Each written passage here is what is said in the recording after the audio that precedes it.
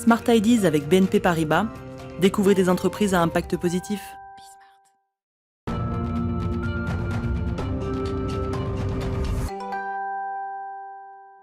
On parle des emballages tout de suite dans Smart Ideas avec Laurence Père. Bonjour, bienvenue. Bonjour. Vous êtes la présidente de NAO pour No Waste in My World. Vous l'avez créé il y a 2 ans. Avec quelle ambition? C'était quoi votre idée de départ?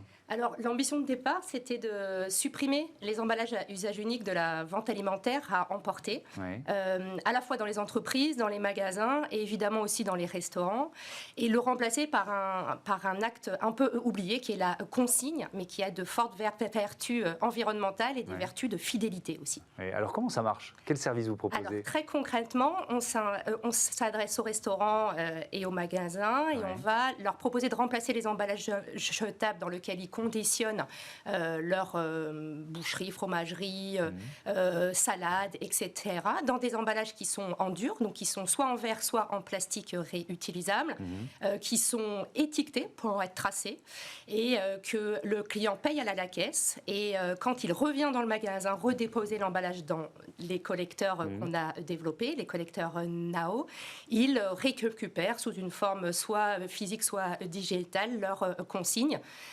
et ça repart pour un tour après un lavage. Oui, Voilà. alors ce qui est passionnant, il y a pas mal d'initiatives de consigne. Moi, c'est vrai qu'on réinvente quelque chose que nos grands-parents, on va dire, connaissaient très bien, sauf que les filières, elles ont souvent totalement disparu. Est-ce que c'était l'un des freins ou l'une des difficultés que vous avez rencontrées en créant NAO?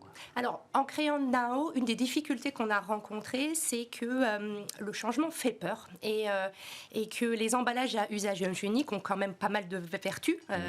Et comme souvent, en fait, on a facilité le travail de l'industriel sans beaucoup penser aux impacts environnementaux après.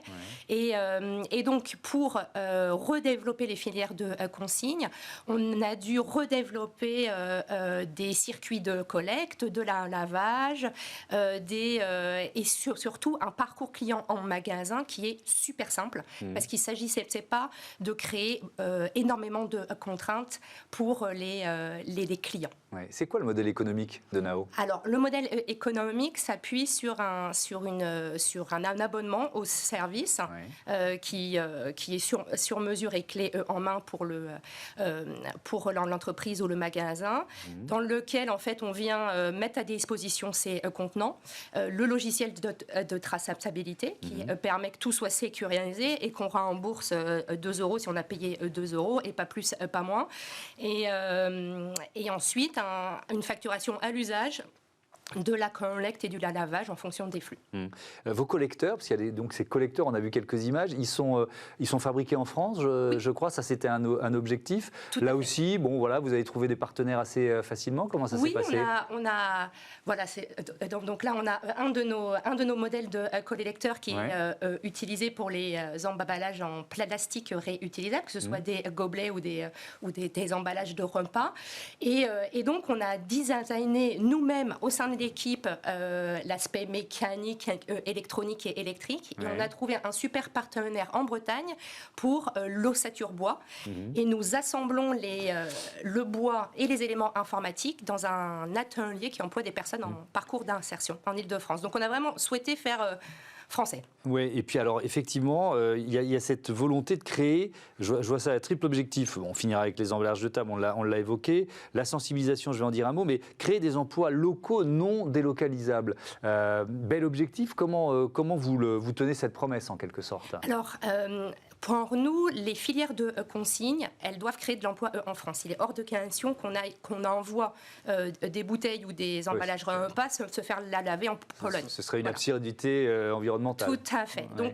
Donc on va aller chercher au plus près des magasins, au plus près des entreprises de l'économie sociale et solidaire qui ont une activité traiteur ou une activité de lavage et qui vont chercher des compléments de revenus en prenant en charge notre lavage. Ensuite, on voit qu'il y a du redéveloppement de centres de lavage dédiés et c'est une très bonne nouvelle pour la filière. Ouais. Sur la sensibilisation, je voudrais parler des restaurateurs notamment. Comment ils réagissent? Est-ce qu'ils vous suivent? Est-ce qu'ils se disent ah là, c'est une galère, c'est de la complication et finalement, bon, c'est pas pour moi? Comment ça se passe? Alors, il y a d'un tout. Il y a des restaurateurs qui attendent des solutions parce qu'il y a les lois qui leur imposent, hein, la loi Egalim et la loi AGEC qui leur imposent de réduire les emballages jetables et trouver des solutions contre l'usage unique. Donc, mais ils sont démunis, ils n'ont pas le temps en fait d'aller eux-mêmes faire le tour du marché pour trouver des choses qui leur conviennent. Donc ils attendent des solutions et nous, là, ils viennent voir même beaucoup d'appels entrants sur le site de restaurateurs un peu démunis.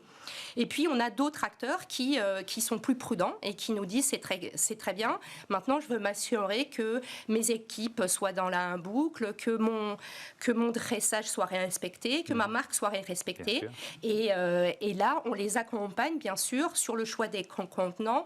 On a vraiment un travail et une expertise de restaurant grâce à entre autres à mes associés qui nous permet de savoir de quoi on parle. Merci beaucoup, merci Laurence Père. Bon vent à Now No Waste in My World. Voilà, c'est la fin de cette émission. Je vous dis à demain. Merci à toutes les équipes de Bismarck, qui je vais citer aujourd'hui. Je vais citer Joséphine, je vais citer Romain, je vais citer Alexandre et je vais citer Carla. Salut.